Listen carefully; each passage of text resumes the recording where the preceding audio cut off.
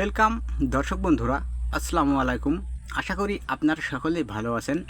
আল্লাহর রহমতে আপনাদের দোয়ায় আমিও খুব ভালো আছি।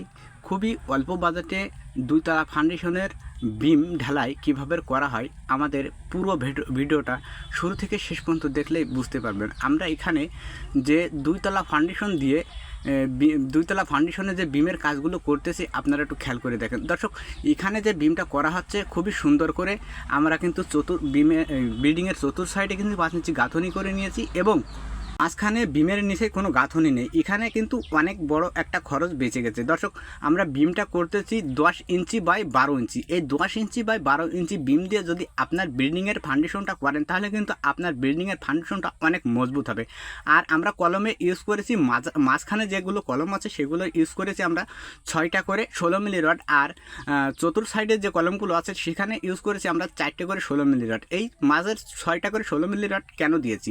এই মাঝখানে বিল্ডিংয়ের লোডটা বেশি পড়ে, এই কারণে আমরা মাঝখানে যেগুলো কলম আছে সেগুলো কলমে কিন্তু 6টা করে 16 মিলি রড দিয়েছি।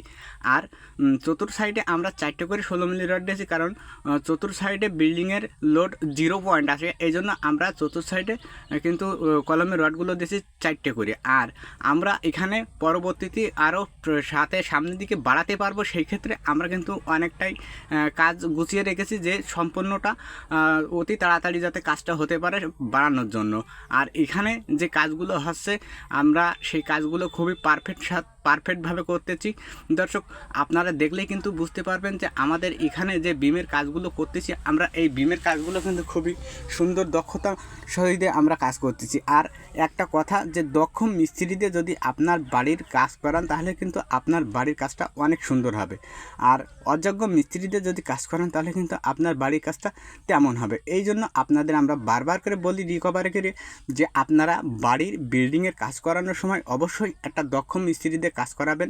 আর ইঞ্জিনিয়ারের পরামর্শ কিংবা ভালো একটা কন্ট্রাক্টর কিংবা একটা ভালো হেড মিস্ত্রির পরামর্শ নিয়ে কাজটা করবেন, তাহলে কিন্তু আপনার বাড়ির কাজটা অনেক পারফেক্ট সুন্দর হবে। সেক্ষেত্রে আপনারা অবশ্যই বাড়ি করার সময় পরামর্শ করে নিয়ে করবেন, তাহলে কিন্তু আমাদের বাড়ির কাজটা অনেক সুন্দর, অনেক মজবুত হবে, কোনো ভুল ত্রুটি হবে না। আমাদের এই যে মিস্ত্রি ভাইটা দেখতেছেন কাজ করতেছে, এই মিস্ত্রি ভাইটা কিন্তু বিমের ঠেলা দিতে, এই বিম ঢালার পরে আমরা যখন সুতো টাঙাই তখন কিন্তু বিম সাইডে হয়ে যায়। এই জন্য আমরা কিন্তু অনেক সময় বিমটা সুন্দর করে ঠেলা বাঁধায় সোজা করে রাখি, সুতোয় রাখতে হয়। এই সুতোয় যদি না রাখেন তাহলে কিন্তু আপনার বিমটা বেঁকা যাবে।